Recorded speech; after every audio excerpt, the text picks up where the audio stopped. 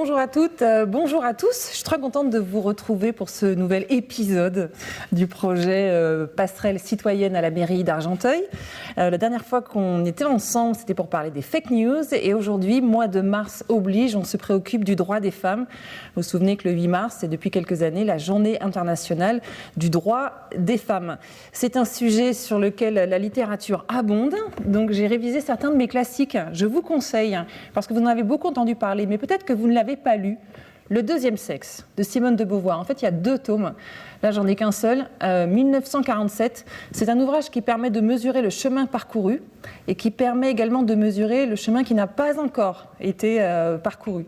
Par ordre chronologique, je vous conseille également ce magnifique roman de Doris Lessing, prix Nobel de littérature en 2007, Le Carnet d'or. On parle tout le temps de cet ouvrage de Simone de Beauvoir, qui est vraiment la Bible du féminisme dans le monde, mais celui-ci est aussi vraiment formidable. Beaucoup plus récemment, cet essai Sorcière, la puissance invaincue des femmes de Mona Chollet, qui revient sur l'épisode tragique de la chasse aux sorcières au XVIIe siècle en Europe, et notamment en France et en Allemagne, et qui lie l'oppression des femmes avec l'émergence de la raison, de la révolution industrielle et de la rupture entre le capitalisme et la nature. Et c'est passionnant. Enfin, ce roman, Karine Thuil, Les choses humaines. Alors, elle a eu le prix Goncourt des lycéens. C'est très intéressant de voir que les lycéens se sont beaucoup intéressés à ce roman. C'est un ouvrage qui date de 2019. Les choses humaines, il est question d'un viol. Un jeune homme et une jeune femme se retrouvent dans un procès. Ils ne se comprennent absolument pas. Ils évoluent chacun dans des réalités qui n'ont pas de frontières communes. Le jeune homme accusé de viol ne comprend pas ce qu'on lui reproche. La jeune femme victime du viol, dont la vie est détruite, ne comprend pas qu'on ne reconnaisse pas sa souffrance. Le sujet est vraiment magnifiquement traité. Enfin, vraiment, je vous le conseille, j'en bafouille tellement. Il m'a ému. Et quand même, on va parler des garçons quand même, des hommes. Vincent Cespedes, philosophe, a écrit cet ouvrage, L'homme expliqué aux femmes. Je le recommande aux femmes, mais en fait, je le recommande également aux hommes. C'est un ouvrage qui date de 2010. Et quand je l'ai redécouvert, vu qu'il datait d'avant la période MeToo et Balance ton porc, je me suis demandé s'il était toujours d'actualité. Eh bien, figurez-vous que oui. Donc, je vous le recommande. Et je vais les offrir tout de suite à mes invités. Comme ça, je les présente en même temps. Souad Benbi, je vous offre cet ouvrage de Karine Thuil. Merci. Pourquoi ? Parce que vous êtes directrice d'école. Quand on a préparé cet événement, vous expliquiez comment est-ce que vous faites, vous, dans une école primaire, pour vous adresser de façon égalitaire à des petits garçons et à des petites filles, et comment vous travaillez avec vos enseignants pour conscientiser toutes ces questions-là. Karine Gonçalves, vous êtes élue. Élue sans les masques, je ne vous reconnais plus, dites donc. Vous êtes élue à la mairie d'Argenteuil à l'action sociale, la santé, l'hygiène et le droit des femmes. Vous dirigez 2 sociétés également. Je vous offre un Sorcière, la puissance invaincue des femmes. Ouvrage très intéressant. Et enfin, Madame Le Gall. Catherine Le Gall, vous êtes chef du service des urgences à l'hôpital d'Argenteuil. Je vous offre Le deuxième sexe de Simone de Beauvoir. Merci. Vous le connaissez déjà, mais vous l'avez un peu oublié, m'avez-vous dit. Et il y a un tome 2. Quant à moi, je vais devoir rejoindre mon poste de travail. Pour des raisons sanitaires et pour des raisons d'axe de caméra, je vais disparaître du champ, mais je reste avec vous, bien sûr, et avec mes invités. Dans un premier temps, merci beaucoup à toutes les 3 d'être là. Nous devions être accompagnés d'un monsieur également, donc Vincent Cespedes, l'auteur de L'homme expliqué aux femmes, mais il est qu'à contact, donc il ne peut pas être avec nous aujourd'hui. Et nous voilà avec un plateau exclusivement féminin, et ce n'était pas notre intention pourtant au départ. Dans un premier temps, je voudrais qu'on parle du cadre légal, les droits des femmes, qui va nous permettre de mesurer les avancées qui ont été faites, en France notamment.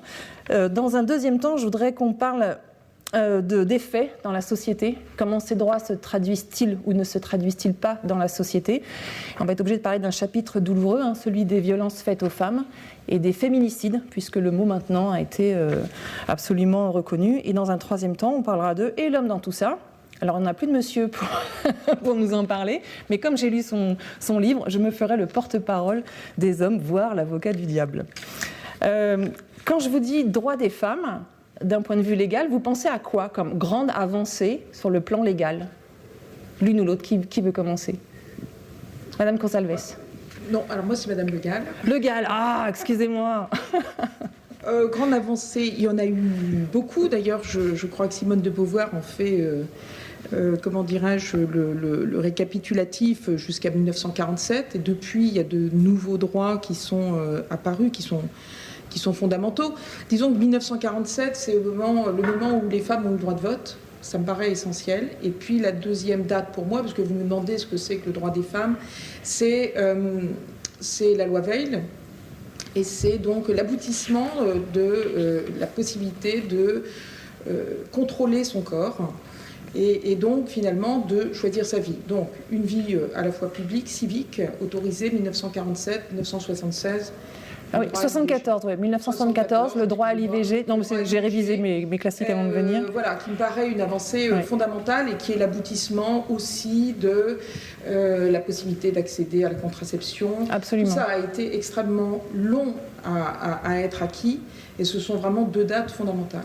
Donc pour vous, vous retenez ces deux dates-là. Donc effectivement, 76. En termes de droit. Bien sûr, oui, en termes de droit. On parle que de la loi. Donc 76, la loi légalisant l'IVG. Il y en a eu beaucoup d'autres. L'IVG. Bien sûr, c'est très important. Mais ceux-là, pour moi, ces deux-là, la maîtrise du corps et la représentation politique des femmes dans l'espace public, me semblent deux choses vraiment essentielles. C'est les deux aspects qui vous viennent immédiatement en mémoire. Et vous, parce que c'est intéressant. Après, je vais vous donner des dates. C'est intéressant de voir de quoi on se rappelle. Et je vais revenir un peu dans le détail après. De quoi vous vous rappelez comme grande avancée où vous vous dites, tilt, ça a été vraiment important? Moi, en tant qu'élue, forcément, c'est le droit de vote. Le droit de vote, oui. Forcément. Mais moi, j'étais déjà née. En fait, les femmes avaient déjà le droit de voter quand j'étais née. Donc pour moi, c'est normal. C'est normal, quelque part. C'est de savoir qu'à un moment donné, la femme n'avait pas le droit de voter, qui était assez perturbant, en fait, en me disant, mais comment est-ce qu'elle faisait ? Elle n'avait pas le droit non plus d'ouvrir un compte en banque. Enfin, c'est des choses qui aujourd'hui paraissent un petit peu folles. Oui, et ça justement, ça a duré longtemps. En 1944, le droit de vote et le droit de travailler et d'ouvrir un compte en banque sans l'autorisation de son mari, 1965. C'est-à-dire il n'y a pas très longtemps. Hein. On parle du XXe siècle là, hein. Donc c'était il n'y a pas très longtemps. Moi, de mon côté, la première chose à laquelle je pense aussi quand on pense droit des femmes, c'est le droit de vote. Hein. C'est le droit aussi de donner son avis dans la sphère publique. Voilà, donc c'est le premier qui me vient aussi à l'esprit. Et pour moi, le plus important, et si même moi aussi j'étais née, hein, lorsque les femmes quand je suis née, les femmes pouvaient voter, c'est quelque part, voilà, c'est quand même, on réalise quand même que donner sa voix pour la sphère publique, pour savoir qu'on peut changer aussi, c'est très important. Très important. Alors, je vais revenir un peu sur ces dates, parce que ce que je trouve intéressant quand on dit de conscientiser cette question de la place de la femme dans la société, c'est parce qu'il y a des choses qu'on oublie. Et on oublie que les droits des femmes sont relativement récents dans l'histoire de nos sociétés, que ça a été un combat de longue haleine pour obtenir les mêmes droits, ce qui peut expliquer dans une deuxième partie du débat pourquoi c'est pas toujours bien inscrit dans la société ou dans la culture, parce que la tradition a la peau dure pour parler cash. Après, là où je m'interroge, alors on va parler de l'égalité salariale. L'OCDE, dans son dernier rapport, 2019, remarque que la réduction de l'écart salarial dans le monde est au point mort entre les hommes et les femmes. La différence était de 14,5% en moyenne en 2010 et de 13,5% en 2019. C'est-à-dire un an. Il y a des grands progrès qui ont été faits, mais là, en 10 ans, il ne se passe plus rien. Ça n'avance pas, avec des écarts, comme c'est une moyenne, des écarts très importants. Hein, plus de 30% d'écart en Corée, et la palme à la Belgique, pour la petite histoire, 3,7% seulement d'écart, mais il y a quand même un écart. Comment est-ce que vous expliquez ça ? Pourquoi faut-il encore des lois en France pour signifier l'égalité salariale ? Pourquoi ce n'est pas appliqué ? Et pourquoi les femmes ne portent-elles pas plainte ? Alors, pourquoi ça n'est pas appliqué ? D'abord, pendant longtemps, quand les femmes ont commencé à travailler, on a considéré que c'était un salaire d'appoint. C'est-à-dire que le mari travaillait dans la structure classique et que si la femme travaillait, c'était pour se distraire, en quelque sorte. Donc, elle n'avait pas besoin d'être aussi payée. Ça remonte à très loin. Hein. Dès le 19e siècle, les femmes ont été moins payées, considérant que c'était un salaire juste complémentaire, comme si la femme allait au travail pour se divertir. Bon, en plus, à cette époque-là, elle avait besoin de l'autorisation. Alors, depuis, les choses se sont quand même amenuisées, hein, mais il reste que hommes et femmes se comportent très différemment au travail. Et les femmes ont intériorisé une forme d'infériorité qu'elles ont encore beaucoup de mal à défendre un salaire équivalent, réclamer un salaire équivalent. Moi, je le vois parce que j'emploie des médecins. Enfin, c'est pas moi qui les emploie, mais je les reçois pour les prendre comme médecins dans mon service. Et les hommes et les femmes n'ont pas les mêmes demandes. Les femmes acceptent plus facilement une grille de salaire sur laquelle elles vont effectivement faire leur carrière. Les hommes, souvent, demandent un peu plus. Ils ont plus confiance en eux, ils sont plus sûrs de leurs valeurs. Ils arrivent mieux à défendre effectivement leurs intérêts que ne le font les femmes. Bon, alors ça, c'est une longue histoire qui, à mon avis, n'est pas encore réglée. Et même quand la loi dit que le salaire doit être équivalent, un certain nombre de choses font que la femme va se mettre plus souvent à temps partiel, par exemple. Elle va un peu décrocher la maternité et souvent, pour la femme, encore une manière de décrocher un petit peu d'une progression salariale ou d'une progression dans les échelons.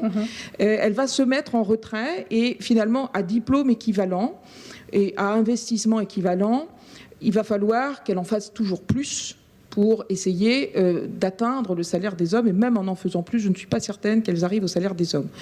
Donc tout ça s'explique à mon avis de très loin.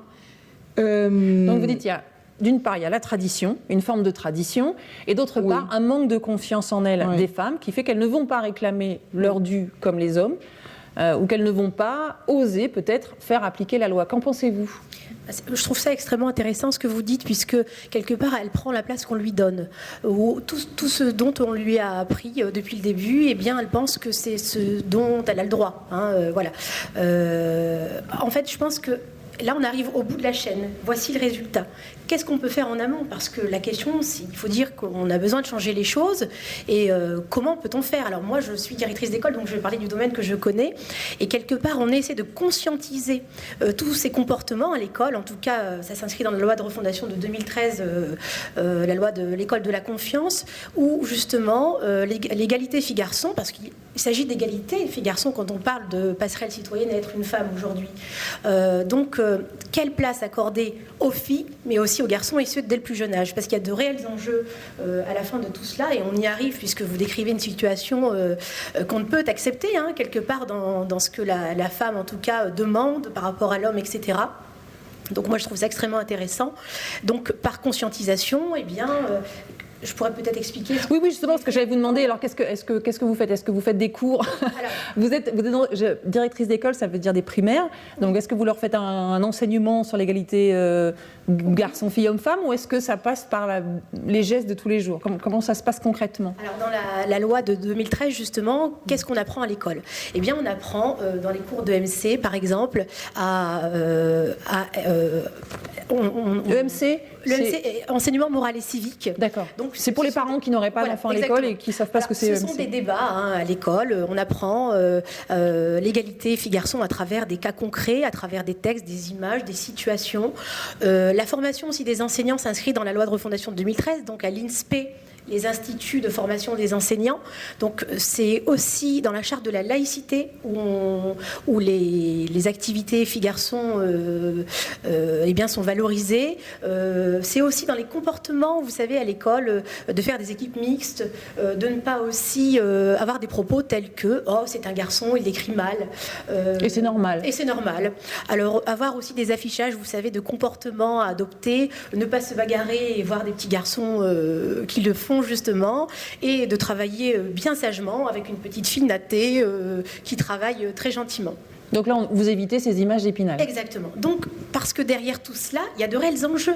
Les enjeux de formation, les enjeux d'orientation, les violences aussi sexistes aussi qui peuvent avoir lieu des années après. Voilà, donc c'est un travail, je dirais, de l'école. Et pas seulement, on pourrait aussi en débattre là encore. Mais là, on va en parler. Mais en tout cas, c'est un travail que vous faites donc, au quotidien avec des enfants très jeunes pour qu'ils intègrent tout de suite qu'ils ont la même valeur, qu'ils soient filles ou garçons, et éviter, par exemple, qu'une fois adultes, ils se sous-estiment ou n'osent pas réclamer un salaire égal à celui de leur à fait, de leur c'est homologue exactement masculin, comme vous expliquiez dans votre service. Et vous me disiez aussi, quand on a préparé cet événement, Madame Mbilly, je vous demandais, alors, les enseignants, du coup, sont très sensibilisés à la question, et je vous demandais si vous aviez vu une évolution. Oui, m'avez-vous dit, au cours de votre carrière, mais que des fois, c'est les parents que vous trouviez un petit peu à la traîne, et que peut-être, il faudrait pouvoir organiser un dialogue entre l'école et les parents, pour que ça monte aussi en conscience chez eux. Et là, du coup, je suis contente que vous soyez Madame Consalves, parce que est-ce que c'est quelque chose qui peut se faire ? Alors, oui, alors, je voulais revenir un petit peu Bien sûr. sur mon parcours. Vous avez dit donc que j'étais chef d'entreprise. Pour ma petite histoire, en fait, moi j'ai travaillé dans un très grand groupe agroalimentaire et lors de ma première grossesse, quand je suis revenue de congé maternité, on m'a bien fait comprendre que maintenant, du coup, je serais beaucoup moins disponible. Et on l'a donc décidé pour vous ? On l'a décidé pour moi, en fait, et j'ai trouvé ça assez parce que moi, à aucun moment, en fait, je ne me sentais pas disponible en fait pour continuer à faire mon travail comme je le faisais avant, et j'ai été assez perturbée par ça, et c'est ce qui m'a fait du coup en fait créer ma propre structure et être ma propre chef d'entreprise et me dire en fait personne ne va décider à ma place de savoir si en fait j'ai le temps d'aller chercher mon enfant à l'école ou si j'ai le temps en fait de travailler 14 heures par jour. Je me sens légitime en fait de décider pour moi, et donc voilà, et donc c'est et donc vous êtes devenu chef d'entreprise, donc vous avez réussi à contourner la difficulté, voilà, en l'affrontant. en fait, j'ai contourné. Cette difficulté finalement fera de moi un chef d'entreprise. Exactement. Et je déciderai pour moi seule. Exactement. Et je trouve que... Mais est-ce que vous comprenez que beaucoup de femmes, faut croire, majoritairement, puisqu'elles elles acceptent des jobs moins payés que ceux des hommes. Quand je dis job, c'est pas du tout péjoratif, des métiers, pardon. Est-ce que vous comprenez cette façon qu'elles ont de se mettre un petit peu en retrait, de manquer de confiance en elles ? Alors, le manque de confiance, j'en parlais avec une autre élue qui me disait, moi, tous les matins, je suis obligée de me réveiller en me disant que je suis légitime dans mon rôle d'élu. Et je lui disais, oui, c'est quand même assez incroyable. Est-ce que tu crois qu'en fait, un homme, le matin, va se réveiller en se disant, est-ce que je suis légitime d'être à ce poste ? Donc, vous êtes d'accord que ça commence très tôt, ça commence à l'école. Très tôt. À l'école et à la maison, bien sûr. Et à la maison, oui. Mais ça commence surtout à la maison. Ça commence vraiment à la maison. Les enfants d'aujourd'hui sont les parents de demain. Exactement. Donc, en éduquant les enfants, probablement les choses changeront avec les... Et c'est notre rôle de parents et de mère, en fait, de pouvoir justement ne pas commencer cette différence dès la naissance. En fait, en choisissant les jouets, comme vous disiez, en choisissant les affiches. Après, on peut vite faire des bourdes. Je vais me jeter à l'eau, je vais avouer, parce que j'avais l'impression d'être extrêmement consciente de cette question-là, et ma fille un jour m'a fait remarquer qu'à son petit frère, fan d'animaux préhistoriques, je lui offrais des figurines d'animaux préhistoriques très réalistes, et elle m'a dit, moi, à l'époque où j'étais fan d'animaux préhistoriques, tu m'as jamais offert de figurines, tu m'as offert des pégases et des licornes. Et c'était vrai. Et je me suis dit, mince. Moi, on peut faire l'erreur assez facilement, en fait. Moi, j'ai refusé, j'ai 4 enfants, et sur les 2 derniers, j'ai refusé de connaître le sexe des enfants pour justement, en fait, ne pas avoir d'a priori et ne pas voilà, déjà décider et déjà me faire une idée du sexe de l'enfant. Et toute ma famille était outrée en disant, mais Karine, mais tu te rends pas compte, comment tu vas faire à la naissance si tu sais pas pour les vêtements. Je dis, mais quel est le problème en fait ? Quel est le problème de savoir si je vais avoir une fille ou un garçon ? Et puis au pire, si j'achète des vêtements roses et que c'est un garçon, je pense que l'enfant ne m'en voudra pas. Mais on n'est pas prêt encore aujourd'hui à se dire, c'est pas grave en fait de savoir si c'est une fille ou un garçon. Non, c'est pas grave de savoir si on va avoir une fille, c'est pas grave de savoir si... Vous voulez la totale liberté. Exactement, je veux la totale liberté. Du coup, dans les faits, dans la société, on voit bien, là on a parlé de l'égalité salariale, et c'est vrai que c'est un vrai problème, et ça pose un problème, vous avez commencé à en parler, beaucoup plus douloureux quand on va parler de violence conjugale. Aujourd'hui, le mot féminicide a été reconnu depuis 2014, il me semble. Parmi les violences conjugales, il y a les agressions sexuelles, les viols et les meurtres. Là, les chiffres sont assez terribles, et c'est là où on se dit que ça avance pas bien vite. Les chiffres de 2020, donc ce sont des chiffres qui sont donnés par le ministère de l'Intérieur depuis 15 ans. Il y a un observatoire qui étudie ces chiffres-là. Au niveau des féminicides, Alors 90, j'allais dire seulement, attention sur le mot seulement, 90 en 2020, c'est beaucoup mieux que l'année précédente où on avait battu un triste record de 146 femmes tuées par leur conjoint ou ex-conjoint.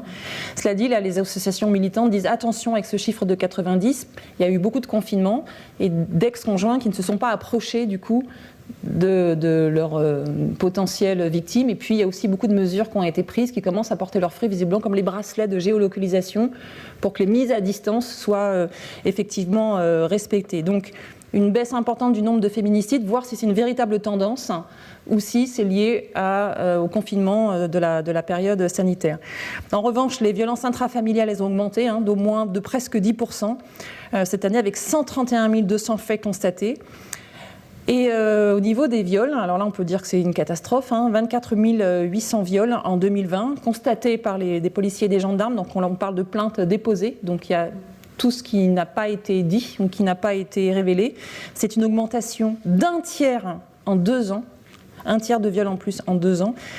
Et ça veut dire, si vous faites une petite équation assez affreuse, je sais que les journalistes font ça, je suis désolée de faire la journaliste, mais parce que pour le coup, moi je trouve que ça frappe les esprits, ça veut dire 67 viols par jour en France. 3 viols par heure en France. Mais là, qu'est-ce qui se passe ? Comment est-ce que vous comprenez ?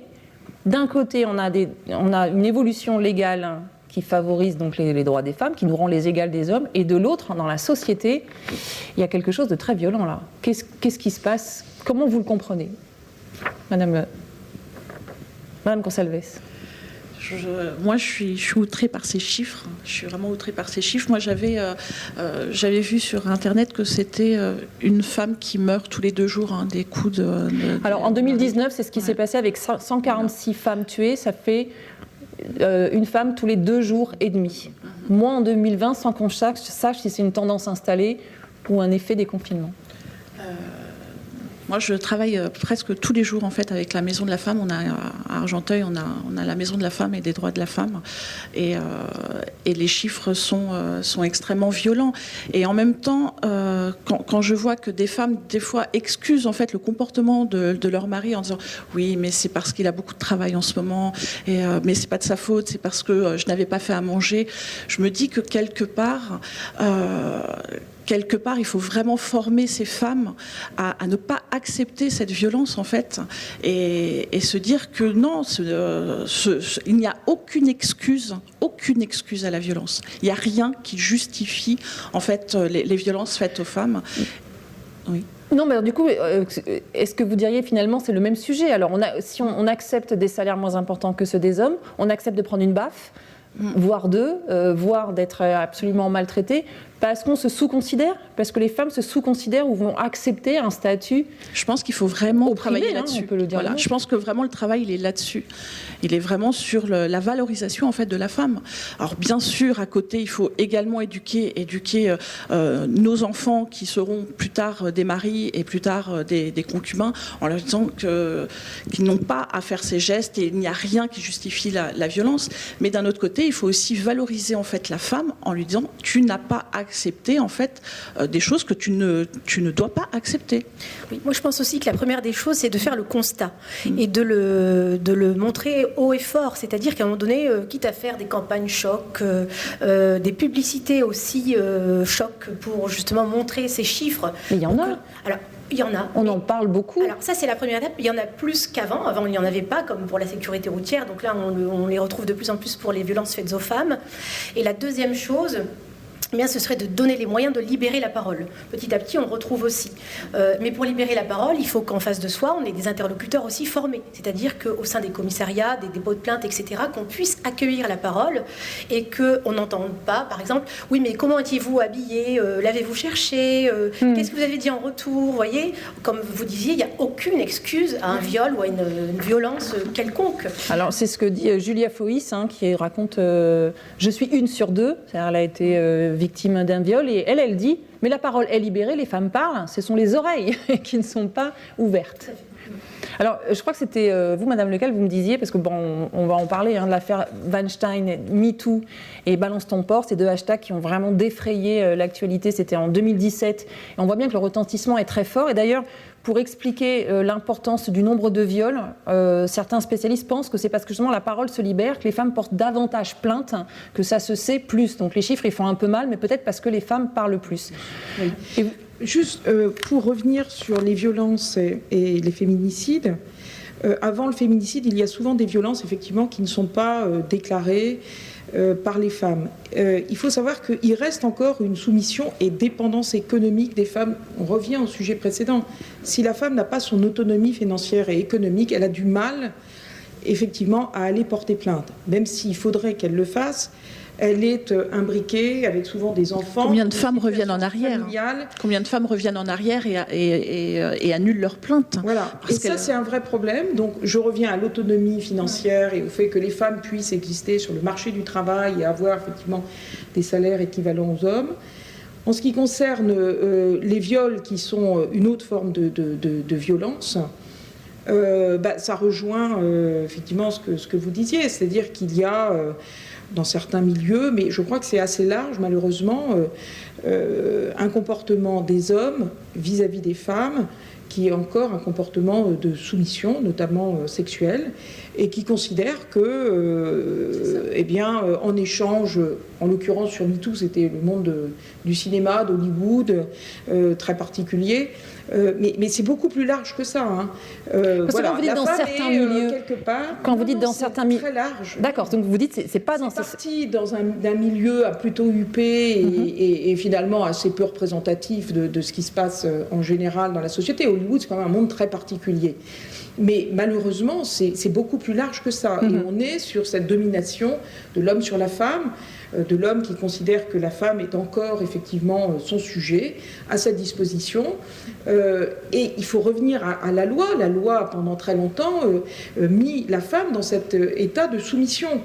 Il n'y avait pas de viol intraconjugal, hein, donc même quand on était marié, on considérait que la femme était à la disposition de l'homme. Donc tout ça a imprégné les comportements masculins qui ne vont pas changer, ça fait des millénaires. Bien avant même qu'on parle des droits de l'âme de gouge ou de féministes plus avancés encore, ça fait des millénaires que les hommes ont cette vision et cette idée qu'ils dominent la femme et que l'acte sexuel est un acte qui est d'abord effectivement décidé par l'homme. Donc vous dites le poids pas consenti ou de façon mutuelle, décidé par l'homme au moment où il le souhaite, au moment où il le veut, et finalement l'enfermement des femmes dans le cercle familial a pendant longtemps été une façon d'avoir non seulement une ménagère, mais aussi à disposition quelque part une esclave sexuelle. Donc vous dites qu'il y a le poids de la tradition, le poids de la culture et donc même d'une forme de civilisation dont on a du mal à se débarrasser parce que malgré toute l'avancée d'un point de vue légal. Mais alors moi je voudrais quand même vous interroger sur 2017, il y a cette affaire Weinstein qui sonne comme une bombe. Ça se passe à Hollywood, ce producteur qui agresse, voire viole des actrices, elle le dénonce. Il est condamné quand même en 2019, il est condamné en première instance à 23 ans de prison ferme, donc ça rigole pas. Et là se déchaîne sur les réseaux sociaux le hashtag MeToo dans le milieu d'Hollywood, mais aussi en France, le hashtag Balance ton porc. Et là on se rend compte que ça touche tous les milieux et que les femmes, elles en ont ras-le-bol. Du coup, est-ce que là, on se dit... Certaines personnes on peut avoir des lectures différentes de cet événement, de cet déchaînement de la parole. Et il y a ceux qui disent c'est terrible, il y a une hystérisation du débat public et des rapports hommes-femmes, parce que les femmes elles sont excédées et qu'elles deviennent dingues et qu'elles dénoncent n'importe qui. Et puis il y a ceux qui vont dire la parole se libère et du coup les femmes deviennent solidaires entre elles. C'est par exemple, je crois que c'était Virginie Despentes qui expliquait qu'il n'y avait pas de solidarité pendant très longtemps entre les femmes parce que finalement, une bourgeoise parisienne était peut-être plus proche d'une bourgeoise russe que d'une ouvrière de son propre pays. Mais que là, je ne sais plus laquelle d'entre vous me l'a dit quand on s'est parlé au téléphone, mais que là, c'était vous, Madame Consalves, mais que là, finalement, on peut constater, grâce aux réseaux sociaux qui de temps en temps jouent quand même des rôles plutôt utiles, que toutes les femmes subissent les mêmes avanies, voire les mêmes oppressions quel que soit le pays, quel que soit le milieu social. Et ça, vous trouvez ça plutôt intéressant, du coup? Les réseaux sociaux, au moins, ont contribué à ça, à ce que les personnes puissent parler à travers un écran, mais qu'ils puissent raconter leur histoire et un peu dénoncer ça. Et ça, pour ça, c'est très bien. Alors, je ne suis pas pour les réseaux sociaux pour certaines choses, mais au moins pour ça, ça a au moins le mérite d'ouvrir la parole et que les femmes s'expriment. Est-ce que ça a permis aux femmes de se rendre compte qu'elles subissent le même sort partout dans le monde, quel que soit le milieu social, et que du coup elles peuvent être solidaires, porter une voix unie, et donc ça donne le résultat qu'aujourd'hui c'est stop, basta, je vais porter davantage plainte pour les viols, je vais porter davantage plainte pour les violences intrafamiliales, donc les chiffres explosent. Est-ce que ça veut dire qu'il y en a plus, ou est-ce que ça veut dire que les femmes se défendent mieux? Les femmes en parlent simplement. Oui, non, je pense qu'il y en a même peut-être plutôt moins qu'avant, mais elles osent. Aujourd'hui, après cette colère qui a été exprimée par MeToo, elles osent. Et ce qu'il faut, c'est que ça se passe devant des tribunaux, parce que c'est vrai que le lynchage médiatique laisse quand même un goût amer, je dirais, à la relation homme-femme. Et il y a certainement là-dedans des innocents qui sont mêlés. Bon, donc je pense qu'il faut que ça passe devant la justice, mais le mouvement MeToo, à mon avis, a été une colère qui a eu un énorme pouvoir sur le fait qu'aujourd'hui, les femmes iront plus facilement, et dans tous les milieux, pas uniquement dans des milieux effectivement assez huppés, iront dans tous les milieux porter plainte pour viol, si elles en sont victimes. Donc pour vous, oui, allez-y. Mais c'est la méconnaissance aussi. C'est l'histoire qui fait que la femme doit se taire, et souvent, elle ne sait même pas que ce qu'elle vit est une agression. Il y en a beaucoup qui en lisant du coup justement le MeToo, dire ah mais c'est ce que j'ai vécu aussi ça. Ah d'accord, donc ça en fait ce n'est pas normal. Non, ce n'est pas normal. Et ça a au moins permis à certaines femmes en fait de comprendre que ces agressions en fait sont punissables. Et ça c'est très important. Monter en conscience encore une fois. Voilà. Oui, je pense qu'il faut le voir comme quelque chose de nouveau, en tout cas, qui est montré du doigt, et comme un front uni qui va en guerre, quoi. C'est-à-dire que c'est pour ça que toutes ces femmes... Alors c'est vrai qu'il y a ce lynchage médiatique qui, à mon goût aussi, décrédibilise un peu aussi ce mouvement, pas décrédibiliser, c'est peut-être pas le bon mot, mais lui donne moins d'importance parce qu'on a l'impression que ça arrive tous les jours avec de nouveaux noms, etc. Non, mais là, on parle pas des scandales qui émergent dans la presse. Oui. Bon, d'ailleurs, on ne va pas citer de nom du tout. On parle juste de ce mouvement Balance ton porc qui était plutôt anonyme d'ailleurs. Hein, oui. En fait, c'était des dénonciations anonymes. Mais de là découlent aussi d'autres mouvements. Vous voyez, donc c'est vrai que le premier mouvement, en tout cas, il est arrivé. C'est un mouvement fort, uni, qui veut combattre une cause, en tout cas, et très noble. Hein, donc voilà. Donc ça, c'est important de le retenir. En tout cas, cette unité. Donc en fait, est-ce que vous êtes toutes les trois d'accord pour dire que effectivement, 2017. Ce mouvement MeToo a créé, c'est une date qui fera date, parce qu'à partir de là, il y a une prise de conscience beaucoup plus collective de la part des femmes et une parole qui se libère vraiment. Je dirais aussi de la part des hommes, parce que je pense que c'est une limite qui leur a été mise. Ils n'avaient pas de limite. Ils vivaient dans des fantasmes pour certains, dans des faits culturels, ancestraux. Ils avaient l'impression qu'ils avaient le droit, que finalement c'était autorisé, que ça n'avait jamais été puni. Enfin, une espèce d'habitude qui s'était prise. Si vous voulez, là, c'est un stop clair et net qui, à mon avis, parle aux femmes, mais parle aussi aux hommes. Elle le dit très bien dans son livre. En fait, le garçon qui est... Vous parlez du livre de Karine Thuey, voilà, les choses humaines, où le garçon, en fait, dit mais j'ai pas l'impression d'avoir fait quelque chose de mal. En fait, j'avais même pas l'impression, en fait, qu'elle n'était pas consentante. Voilà. Il y a ça aussi, enfin... Il y a ce sentiment de supériorité qui est là. Mais c'est même pas de supériorité, c'est que voilà, c'est un homme, donc pour lui... il n'y avait rien de mal. Voilà. C'est là, en fait, effectivement, c'est ça qui est très intéressant dans ce roman, parce que c'est assez terrible, on a du mal à savoir lequel des deux, finalement... Enfin, au début, on a envie de juger, tout simplement. Il est fautif, elle est menteuse, et finalement, elle nous emmène, par la force de la fiction et de l'émotion, dans un domaine extrêmement trouble, où on se rend compte, enfin moi c'est comme ça que je l'ai compris, que le garçon ne comprend pas ce qui se passe, parce que lui, ça se fait. Faire l'amour dans un local à poubelle, ça se fait. Et la fille n'a pas dit non, elle ne l'a pas mordu, elle ne s'est pas battue, donc c'est qu'elle devait être d'accord parce que ça se fait. Mais il se trouve que ça se fait dans son milieu à lui. Et elle est dévastée Et elle dit, mais j'avais peur, comment n'a-t-il pas vu que j'étais terrorisée? Eh bien, il ne l'a pas vu.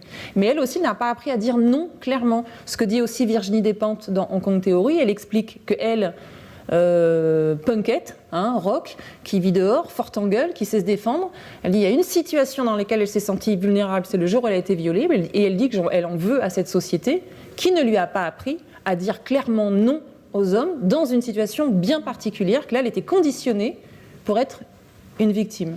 Et là, je rebondis aussi sur ce que fait l'école par rapport au fait de dire non. C'est de donner les outils langagiers aussi dès le plus jeune âge aux enfants pour qu'ils se construisent petit à petit et puissent aussi apporter des réponses face aux émotions qu'ils puissent, quand ils les vivent en tout cas. Donc de dire non, je ne suis pas d'accord, parce que voilà, donner des éléments en tout cas langagiers et prendre cette habitude dès le départ. Donc ce qui est très important. D'apprendre à s'exprimer aussi bien pour les petits garçons que pour les petites filles d'ailleurs. Parce que là aussi derrière, il y a de réels enjeux ensuite dans la vie de tous les jours de dire non ou oui, je suis d'accord ou non, je ne suis pas d'accord, parce que... Et c'est sûr que dans le non-consentement, dire clairement non, je ne suis pas d'accord et que ce soit bien audible, c'est plus facile des fois quand on est dans le cas de figure décrit, enfin inventé par la romancière Karine Thuey. Si elle avait dit non, enfin c'est pas sa faute évidemment, mon Dieu, la façon dont je m'exprime est très maladroite, mais son non n'est pas entendu parce qu'il n'est pas non plus exprimé et le garçon ne sait pas lire sa communication non verbale. On parlait des hommes, on a encore quelques minutes, 5 minutes à passer ensemble. Parlons un peu des hommes quand même.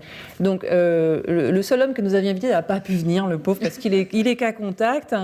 Et qu'il a du coup plein de choses à faire en même temps. Non, je me moque des hommes qui s'en sortent pas avec la charge mentale. Parce qu'on a le droit de vous taquiner, messieurs, quand même. Vincent Cespedes a écrit cet essai que je trouve hyper intéressant, L'homme expliqué aux femmes. Mais en fait, son ouvrage devrait être lu par les hommes. Et c'est un ouvrage qui date de 2010, donc avant MeToo et Balance ton porc, mais il n'est pourtant pas daté, parce qu'il répond à des questions qui se posent aujourd'hui. On a entendu d'autres essayistes dire la révolution féminine est une révolution hystérique qui veut castrer les hommes. Et lui n'est pas du tout d'accord avec ça. Il trouve que ce n'est pas une question de balance, que la libération de la femme n'est pas l'amoindrissement de l'homme. Et il pense que l'homme a un problème tout court avec la vision qu'il a de lui-même, que l'homme confond la virilité pouvoir, avec un pouvoir, comme vous venez de le décrire, Madame Le Gall, qui écrase, qui opprime l'autre, et une virilité puissance, qui elle est interne, et qui du coup se partage, qui va mettre en valeur la féminité ou s'en nourrir, mais qui n'a pas besoin d'écraser. Et là, on parle de charisme et d'aura. Qu'est-ce que vous en pensez de savoir qu'un homme écrit comme ça sur les hommes ? Beaucoup de bien, parce que les hommes réfléchissent à ce qu'est effectivement cette fameuse virilité qui leur a été... Là aussi, c'est tout ça et une succession de faits historiques qui remontent à longtemps. Et l'homme a une vision effectivement de lui qui lui est transmise de génération en génération, qui doit être viril, dominant, puissant. Et donc les choses, si les choses se rééquilibrent, c'est certainement pas effectivement dans le domaine de castrer les hommes. C'est pas au détriment c'est pas la libération des femmes au détriment des hommes. Exactement, c'est pas au détriment des hommes que les femmes demandent uniquement, je crois, l'égalité dans l'indifférence. Pas dans la différence, dans l'indifférence. Et je pense que quand on aura atteint ce point-là, c'est-à-dire que le fait qu'on soit un homme ou une femme et qu'on vive librement et que quand il y a des rapports sexuels, ils soient toujours consentis et que on n'aura plus besoin de se réunir pour sans doute réfléchir à ce qu'est un homme et une femme. On en est très très loin. Mais s'il y a un travail du côté des femmes et si elles se libèrent et si elles acquièrent la maîtrise de leur liberté, qu'elles ont un petit peu laissé de côté, il faut aussi que les hommes réfléchissent à ce que c'est qu'être homme, à ce que c'est que cette fameuse virilité, et ça n'est pas du tout une castration comme certains le peuvent le dire. Alors, ce qu'explique ce philosophe également, il lui dit l'homme est en crise non pas depuis que la femme revendique pour ses droits, l'homme est en crise depuis qu'il est devenu un consommateur et qu'il ne sait plus comment exercer son pouvoir autrement qu'en se confondant avec sa voiture ou sa chaîne IFI, ou etc. etc. Et là, il dit ces femmes qui en ont marre des hommes disent, on est avant MeToo quand il écrit ça, disent réveillez-vous, vous n'êtes pas à la hauteur de vous-même, vous n'êtes pas en phase avec vos aspirations, ce cri du cœur veut notre bien, il déplore nos compromissions passées avec la facilité, la tradition, la peur de vivre et de créer, il esquisse l'espoir d'un mal meilleur, et en fait il explique que l'homme impose, est lui-même victime de son rôle d'oppresseur, qui du coup a pour conséquence de le couper de sa sensibilité, de le couper de ses émotions et d'être lui-même victime de la même façon que les femmes peuvent être victimes d'une féminité bimbo, une étiquette qu'on leur a collée, eux-mêmes sont victimes d'une virilité machiste qu'on leur colle. Soit un homme ne pleure pas, soit costaud, gagne de l'argent, possède une grosse voiture, un gros téléphone portable. Et donc il dit, la révolution pour l'homme, ce n'est non pas d'être castré, c'est de nous humaniser, de nous ressensibiliser et de nous humaniser. Est-ce que ça vous parle ? Après, ne tombons pas dans les clichés. C'est-à-dire que là, on fait... c'est moi ce que je le dis mal, parce qu'il faudrait lire le livre. C'est toujours très compliqué. Oui, effectivement, les femmes ont déjà beaucoup évolué par rapport à ce... Oui, je pense qu'il y a eu des progrès déjà, oui, en effet, oui. Moi, je parlerai plus de la virilité pouvoir de tout à l'heure, c'est-à-dire qu'il faudrait qu'elle soit réajustée, en effet, bien équilibrée avec, que le pouvoir, je ne parlerai pas de virilité pouvoir, mais qu'elle soit réajustée avec celle de la femme, hein, et que la puissance, je dirais que je parlerai plus de compétence, c'est-à-dire que la puissance de l'homme, elle n'existe pas, il y a la puissance de la femme, de l'homme, et que... Oui, mais il met en regard la puissance de l'homme, voilà. Justement, comme c'est interne, voilà. Comme il dit, alors c'est parce que, je vous assure, il faut lire, il ne faut pas écouter ce que dit. Alors je ne l'ai pas lu. C'est voilà, pour ça, voilà. Quand il parle de la puissance des hommes, il le met en regard de la puissance de la femme, voilà, qu'il va appeler la grâce. Et donc il dit, il ne croit pas qu'il y ait des qualités genrées, que les femmes sont douces et maternelles et que les hommes sont costauds. Il dit que ça c'est de la construction sociale, comme Simone de Beauvoir. Il dit simplement qu'il y a une puissance qui va s'appeler virilité chez les hommes et féminité chez les femmes, et qu'on l'appelle comme ça, mais qu'elle correspond à la même chose. Donc il dit, et ça fait quoi ? Ça fait des hommes ardents, centrés, généreux, et chez les femmes ça fait quoi ? Des femmes ardentes, centrées, généreuses. C'est donc la même chose. Oui. Sauf que la puissance étant interne donne une aura, un charisme dont tout le monde profite, et que si on veut le transformer en pouvoir, qu'on soit homme ou femme, on devient des oppresseurs. Et qu'en général, ça se passe plutôt du côté des hommes, globalement. Mais à cause du poids de la tradition, comme vous le disiez. Donc on va retenir, parce qu'on arrive au terme de cette discussion dont on pourrait parler en fait pendant des heures, mais on va retenir qu'il y a quand même des grands progrès qui ont été faits, en tout cas au terme de la loi, mais qu'il faut que nous, demoiselles, mesdames, toutes jeunes filles, petites filles et dames plus âgées, nous osions revendiquer nos parts de salaire, nos droits, le respect de notre intégrité. Il faut qu'on ose. Est-ce que c'est une conclusion qui vous paraît... Oui, totalement. Aujourd'hui, c'est entre nos mains le fait que l'égalité ne soit plus simplement un droit, mais se concrétise dans des actes de tous les jours. C'est aux femmes de prendre, pas le pouvoir, parce qu'on va revenir sur la puissance, mais d'exercer leur puissance. Mais voilà, il faut prendre le pouvoir sur les autres. Effectivement. Et il y a encore beaucoup de chemin, mais ça ne passera plus par la loi nécessairement, ça passera par l'éducation de nos enfants et l'éducation de nos mais garçons. au-delà, oui, même au-delà de l'éducation, comme vous l'avez dit, on a été éduqués nous-mêmes, enfin on est quand même relativement jeunes, à l'école républicaine où il y avait déjà l'égalité des petits garçons et des petites filles. Ça fait longtemps que l'école est mixte et pourtant, effectivement, on est encore à acheter parfois des choses très genrées selon que c'est une petite fille, un petit garçon, et d'établir cette différence qui se perpétue. Il y a une vraie réflexion sur les parents, sur les enfants, sur le monde du travail, sur la maternité. Enfin, il y a encore beaucoup de petites choses à gagner, non pas par le droit, mais dans les faits, en s'imposant un peu plus et en ayant un peu plus confiance en soi. Donc par la prise de conscience oui. de ce que nous valons les uns et les autres, hommes ou femmes, êtres humains, par la prise de conscience et par l'éducation. Merci beaucoup à toutes les trois. Dans ce silence, j'ai entendu le mot de la fin. Merci beaucoup.